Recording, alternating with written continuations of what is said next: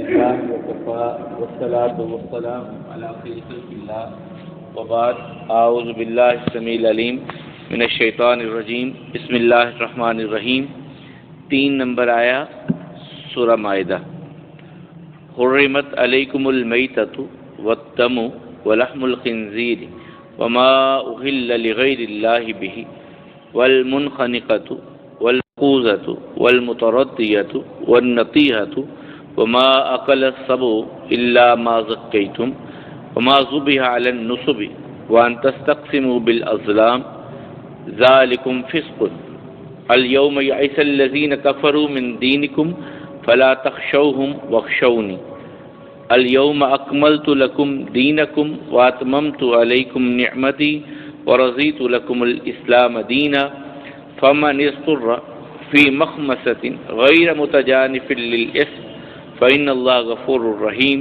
صدقت یا رب العالمین۔ حرمت حرام کیے گئے علیکم تم پر المیتۃ مردار والدم اور خون ولحم اور گوشت الخنزیر خنزیر کا وما اور جو اہل نام لیا جائے مشہور کیا جائے لغیر اللہ اللہ کے ما سوا کے لیے بھی اس کے ساتھ المنخنقۃ جو گلا گھونٹ کر مر جائے والموقوذۃ جو زخم لگ کے مر جائے والمتردیۃ جو اونچائی سے گر کر مر جائے والنطیحۃ اور جسے سینگ لگے اور وہ مر جائے وما اکل اور جو کھائے السبع درندہ الا مگر ما زکیتم تم اس کو ذبح کر لو پاک کر لو وما ذبح اور جو ذبح کیا جائے علی النصب کسی آستانے پر وان تستقسموا اور یہ کہ تم تقسیم کرو بالازلام تیروں کے ساتھ ذالکم فسق یہ سب نافرمانی کے کام ہیں الیوم آج کے دن یائسا مایوس ہو گئے الذین وہ لوگ کفروا جنہوں نے کفر کیا من دینکم تمہارے دین سے فلا تخشوہم تو نہ ڈرو ان سے واخشونی اور مجھے سے ڈرو الیوم آج کے دن اکملت مکمل کیا میں نے لکم تمہارے لیے دینکم تمہارے دین کو واتممت اور میں نے مکمل کر دی علیکم تم پر نعمتی اپنی نعمت کو ورضیت اور میں نے پسند کیا لکم تمہارے لیے الاسلام اسلام کو دینن دین کے طور پہ فمن اضطر تو جو کوئی لاچار ہو جائے فی مخمصۃ غیر متجانف للإثم اور وہ مائل ہونے والا نہ ہو گناہ کی طرف فإن اللہ غفور الرحیم تو یقیناً اللہ بخشنے والے مہربان ہیں۔ کل ہم نے پڑھا تھا اللہ کم الحاکمین فرماتے ہیں اے اہل ایمان اللہ کے شاعر کی حرمت کو پامال نہ کرو، نہ حرمت والے مہینے، نہ قربانی کے جانور اور نہ وہ جانور جن کے گلوں میں پٹے ڈالے جاتے ہیں، اور نہ وہ لوگ جو اللہ کے گھر میں اللہ کی رضامندی کے لیے آنا چاہتے ہیں اللہ کے فضل تلاش کرنے کے لیے۔ جب تم حالت احرام سے نکل جاؤ تو شکار کر سکتے ہو۔ کسی قوم کی دشمنی تمہیں اس بات پہ مائل نہ کرے کہ تم ان کو مسجد حرام سے روکو اور سرکشی کرو، زیادتی کرو۔ تعاون کرو نیکی کے کاموں میں، تقوی کے کاموں میں، گناہ اور سرکشی کے کاموں میں ایک دوسرے سے تعاون نہ کرو۔ اللہ سے ڈرو، یقیناً اللہ سخت سزا دینے والے ہیں۔ اب وہ جو ہم نے پرسوں آیا مبارکہ پہلی آیا پڑھی تھی نا، اللہ تعالیٰ نے کہا ہاں ہم پڑھ کے سنائیں گے تم کو ابھی آیات الا ما یتلی علیکم جو ہم تمہیں پڑھ کے سنائیں گے، پہلی آیت جو ہے اسی سورہ کی، اب یہ تیسری ہم پڑھ رہے ہیں، تو اب اس کی کچھ تفصیل آ رہی ہے کہ کون کون سے جانور حرام کیے گئے ہیں۔ حرمت علیکم المیتۃ، سب سے پہلے مردار، جو بھی جانور مر جائے وہ حرام ہے، اسے نہیں کھایا جا سکتا، اسے استعمال نہیں کیا جا سکتا۔ والدم، اور خون، دم مسفوح، ذبح کے وقت جو خون بہتا ہے وہ استعمال کسی صورت میں نہیں ہو سکتا۔ ہاں، مردار کے ضمن میں دو چیزیں نبی کریم صلی اللہ علیہ وسلم نے فرمائی کہ مچھلی جو ہے یہ پانی کا سے نکالی گئی، اس کو ذبح کی ضرورت نہیں ہے، یہ ویسے ہی مردار بھی نکلے تو حلال ہے۔ خون کے بارے میں فرمایا دو خون ہمارے لیے حلال ہیں، ایک جگر بھی خون ہی ہوتا ہے، اور ایک جو ہے وہ تلی، یہ رسول اللہ صلی اللہ علیہ وسلم نے اس کی وضاحت کر دی کہ یہ حلال ہے۔ جگر، کلیجی جسے ہم کہتے ہیں، یہ اور تلی یہ خون ہی کے ہوتے ہیں تو ان کو استعمال کیا جا سکتا ہے۔ ولحم الخنزیر، خنزیر کا گوشت جو ہے یہ حرام ہے۔ وما اہل لغیر اللہ بہ، اور جو اللہ کے ماں سوا کسی کے نام پر مشہور کر دیا جائے، وہ کوئی چیز ہو کسی کے نام پر ہو، وہ حرام ہے، کھلم کھلا، کوئی شک نہیں ہے اس بارے میں۔ اللہ کے ماں سوا کسی کے نام کی چیز مشہور کی جائے، اس کو ذبح کرتے ہوئے اللہ کا نام بھی کیوں نہ لے لیا جائے، وہ حرام ہوتی ہے، حلال نہیں ہوتی۔ جو کسی اور کے تقرب حاصل کرنے قربانی کیوں ہوتی ہے؟ قربانی کا مطلب یہ ہے کہ اللہ کو راضی کرنا۔ اب آپ جانور ذبح کرتے ہیں کہ فلاں راضی ہو جائے تو یہ حرام ہے۔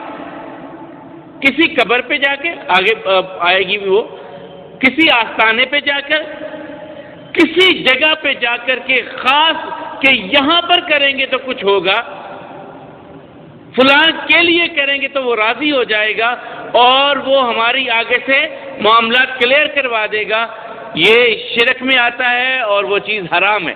وما اہل لغیر اللہ بہ، جو اللہ کے ماں سوا کسی کے نام کی چیز مشہور کی جائے۔ اب میتہ میں کچھ اور وضاحتیں آ گئیں۔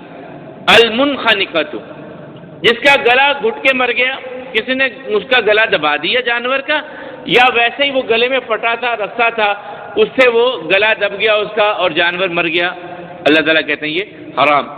والموقوذۃ، چوٹ لگی، کہیں سے زخمی ہو گیا تو زخم لگنے کی وجہ سے مر گیا، حرام۔ والمتردیۃ، کسی اونچی جگہ سے گر گیا، پہاڑوں پہ اکثر ہوتا تھا، جانور چل رہے ہیں، چگ رہے ہیں اور وہاں سے کوئی گر گیا جانور، اور ان سب کے، اور والنطیحۃ، جانور آپس میں لڑے، ایک نے دوسرے کو سینگ مار دیا، اس سے اس کی ہلاکت ہو گئی، تو اللہ تعالیٰ کے وما اکل السبع، اور جسے کوئی درندہ پھاڑ جائے، یہ سارے حرام ہیں، ان سب کو نہیں استعمال کیا جا سکتا۔ ہاں ایک صورت ہے، الا ما ذکیتم، تم انہیں ذبح کر لو، ذبح کا موقع مل گیا، آپ جانور لڑ پڑے، اس نے سینگ مارا، وہ گرا تڑپ رہا ہے اور آپ نے اسی موقع پہ اسے ذبح کر لیا، کوئی بات نہیں، حلال ہے، استعمال کریں۔ جانور گرا ہے اونچائی سے، آپ اس تک پہنچے، ابھی وہ سانس لے رہا ہے، آپ ذبح کر پائے، اس کا خون بہہ گیا تو یہ حلال ہے۔ اسی طرح گلا اس کا دبایا گیا، لیکن جب آپ پہنچے تو ابھی کچھ سانسیں باقی تھیں، آپ نے اسے ذبح کر لیا تو یہ حلال ہیں۔ الا ما ذکیتم، کہ کوئی جانور ہے اس نے شکار کیا لیکن آپ پہلے پہنچ گئے، ابھی اس نے کھایا نہیں ہے اور ابھی وہ مرا نہیں ہے جانور جس نے شکار، مثلا شیر نے شکار کیا ہرن کا، اور آپ کسی طرح پہنچ گئے، شیر بھاگ گیا، تو وہ جو ہرن ہے ابھی اس کی سانسیں باقی ہیں، آپ اسے ذبح کر لیتے ہیں تو یہ آپ کے لیے حلال ہے۔ الا ما ذکیتم، مگر جو آپ ذبح کر لیں۔ وما ذبح علی النصب، کسی آستانے پر جو جانور ذبح کیا جائے گا وہ حرام ہے۔ کسی آستانے پر جو بھی جانور ذبح کیا جائے گا، فلاں مزار پہ جا کر کے، فلاں مزار پہ جا کر کے، یہ سب حرام ہو جاتے ہیں۔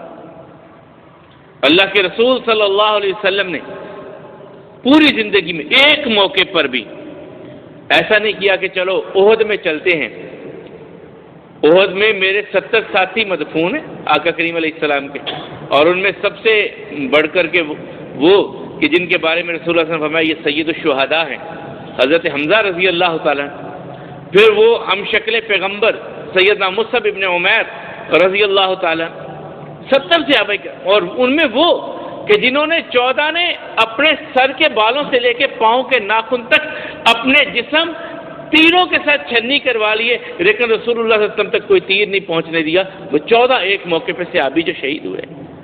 تو رسول اللہ صلی اللہ علیہ وسلم کہتے ہیں بھائی جاؤ ان کی مزار پہ جا کے اگر تم چاہتے ہو کہ جانور ذبح کرنا تو وہاں جا کے کیا کرو.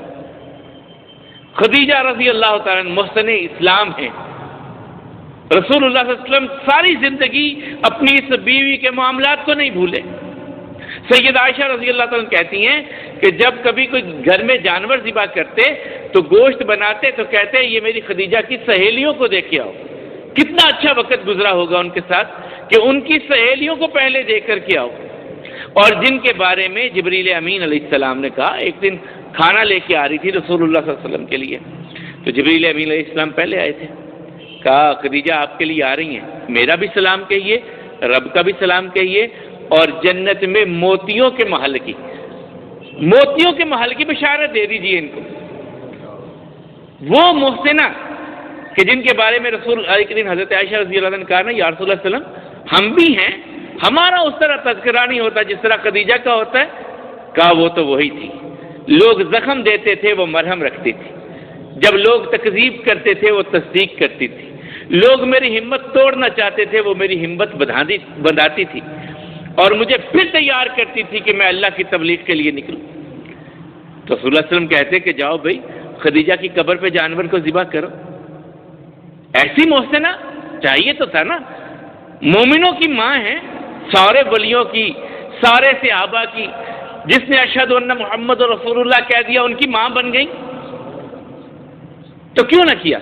تو اللہ کے رسول صلی اللہ علیہ وسلم کے پاس ایک صحابی آئے، میں مقام بوانا پہ، ابو داؤد کی روایت ہے، ایک اونٹ جا کے ذبح کرنا چاہتا ہوں. کہا وہاں پہ کوئی آستانہ ہے؟ نہیں یا رسول اللہ صلی اللہ علیہ وسلم. وہاں کافروں کا کوئی میلہ لگتا تھا؟ نہیں. وہاں پہ کوئی کافروں کی عید ہوتی تھی؟ نہیں. میں پھر جا کے ذبح کر لوں. مشابہت سے بھی منع کر دیا رسول اللہ صلی اللہ علیہ وسلم نے. یہاں کیا کہا گیا؟ وما ذبح علی نصب، کسی آستانے جا کر کے جانور جو ذبح کیا جائے، اللہ کا نام لیا بھی جائے، لیکن وہ حلال نہیں ہو جاتا، کیونکہ آپ تو تقرب چاہ رہے ہیں صاحب قبر کا، کہ صاحب قبر راضی ہوگا تو ہمارے معاملات درست ہو جائیں گے. یہ راضی ہے تو اللہ راضی ہو جائے گا. یہ معاملہ غلط ہوتا ہے، اور اس کی تعلیم محمد رسول اللہ صلی اللہ علیہ وسلم نے قطعا نہیں دی. رسول اللہ صلی اللہ علیہ وسلم نے یہ تعلیم ہمیں نہیں دی. وَأَن تَسْتَقْسِمُوا بِالْأَزْلَامِ، یہ بھی ایک ان کا جوئے کا طریقہ ہوتا تھا، اور اس جوئے میں پھر تیروں کے ساتھ گوشت کو تقسیم کرتے تھے. اللہ تعالیٰ کہتے یہ بھی حرام ہے. ذالکم فسق، یہ سب نافرمانی کے کام ہیں.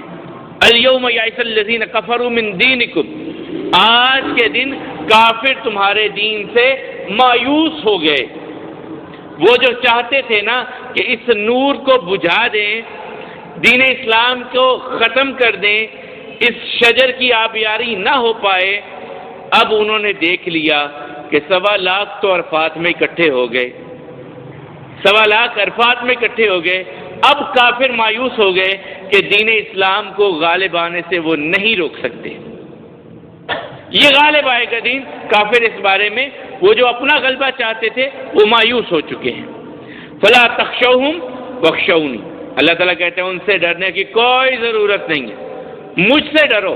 مجھ سے ڈرو گے تو میں تمہاری راہیں سیدھی کر دوں گا. الیوم اکملت لکم دینکم واتممت علیکم نعمتی ورضیت لکم الاسلام دینا. اسی آیہ مبارکہ کے بارے میں طارق بن شہاب رضی اللہ عنہ کہتے ہیں کہ ایک یہودی حضرت عمر فاروق رضی اللہ عنہ کے پاس، اس نے کہا آپ کے قرآن میں کیسی آیت ہے، وہ ہم پہ اتری ہوتی تو ہم اس کو عید کا دن بنا لیتے، ہمارے لیے عید ہوتی. وہ کون سی؟ قال یوم اکملت، یہ ساری آیہ مبارکہ. کہ اللہ کی قسم جب یہ آیہ مبارکہ اتری ہم وہیں پہ موجود تھے. میدان تھا عرفات کا، دن تھا 9 ذی الحجہ کا، اور رسول اللہ صلی اللہ علیہ وسلم تھے، اور دن تھا جمعہ کا دن اور یوم العرفہ حج کا دن، اور جو ہے جمعہ کا دن، اور میدان عرفات میں یہ آیہ مبارکہ رسول اللہ صلی اللہ علیہ وسلم جب خطبہ حجۃ الوداع دینے کے لیے نکلے، اس وقت اللہ تعالیٰ نے یہ آیہ مبارکہ نازل کی. وہ تو ہمارے لیے عید کا دن ہے، جمعے کا دن بھی اور عرفہ کا دن بھی. تو اللہ تعالیٰ کہتے ہیں الیوم اکملت لکم دینکم، میں نے تمہارے لیے دین کو مکمل اور کامل کر دیا ہے. واتممت علیکم نعمتی، اور اپنی اس نعمت کو جو دین اسلام کی نعمت ہے میں نے تمہارے لیے اسے پایہ تکمیل تک پہنچا دیا. ورضیت لکم الاسلام دینا، اور تمہارے لیے میں نے ضابطہ حیات کے طور پہ پسند کیا ہے اسلام کو. یہ اللہ کی پسند ہے. اللہ تعالیٰ کہتے ہیں میں نے تمہارے لیے یہ پسند کیا ہے کہ یہ راہیں تمہاری ہونی چاہیے، تمہارے قدم ان راہوں پہ چلنے چاہیے، تمہیں ان راہوں پہ آگے بڑھنا ہے، میں تمہارے لیے ان راستوں کا انتخاب کر رہا ہوں. یہ اللہ کا انتخاب ہے. تو پھر فرمایا فمن اضطر فی مخمصۃ غیر متجانف للإثم. اب وہ پہلو کی بات آ گئی کہ ایک بندہ ہے، مجبور ہے، کھانے کو کچھ نہیں مل رہا، جان نکلنے پہ آ رہی ہے، سامنے مردار ہے یا خنزیر ہے، یہ اس میں سے کوئی چیز جو پہلے بیان کی گئی ہیں، تو کیا وہ استعمال کر سکتا ہے؟ اللہ تعالیٰ کہتے ہیں گناہ کی طرف جھکنے والا نہ ہو، غیر باغ ولا عاد، نہ رغبت رکھنے والا ہو نہ اس کی طرف جھکنے والا ہو، اپنی جان بچانے کے لیے ان میں سے کھا سکتا ہے اتنا کہ اس کی جان بچ جائے بس. پھر اس وقت مردار ہو، خنزیر ہو، کوئی چیز بھی سامنے ہو، جب جان کے لالے پڑ جائیں، بھوک اس حد تک آ جائے کہ کھانے کو کچھ نہیں مل رہا، تو اس وقت یہ چیزیں اپنی جان بچانے کے لیے جائز ہیں. غیر متجانف للإثم، گناہ کی طرف جھکنے والا نہ ہو. فإن اللہ غفور الرحیم، تو یقیناً اللہ تعالیٰ بخشنے والے مہربان ہیں. حرام کر دی گئی تم پر مردار، خون، خنزیر کا گوشت اور جو بھی اللہ کے ماں سوا مشہور کیا جائے، وہ جانور جو گلا گھٹ کے مر جائے، وہ جانور جو اونچائی سے گر کے مر جائے، وہ جانور جو چوٹ لگنے سے، زخم لگنے سے مر جائے، وہ جانور جسے سینگ لگے وہ مر جائے، یا کسی بھیڑیے نے، کسی درندے نے اسے پھاڑ دیا ہو. ہاں مگر تم اگر ذبح کر لو اس کو، اور جو آستانوں پہ ذبح کیے جائیں، اور اس کو بھی اللہ نے حرام کیا ہے کہ تم تیروں کے ساتھ کسی کو تقسیم کرو کسی چیز کو.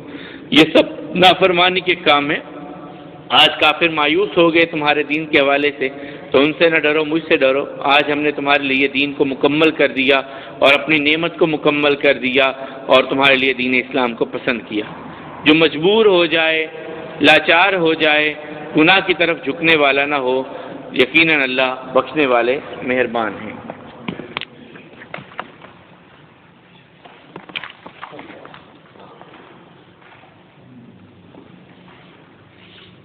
کل ہم نے پڑھا تھا کہ اگر زندگی انسان کو نظر آ رہی ہے کہ آخری سٹیج پہ وہ آ چکا ہے، تو اسے اللہ کے ذکر کی طرف خود بخود، یعنی اللہ سے دعا پہلے تو کرنی چاہیے کہ ہمارا خاتمہ اللہ ایمان کی حالت میں کرے، کیونکہ خاتمہ جو ہے یہ بہت اہمیت رکھتا ہے.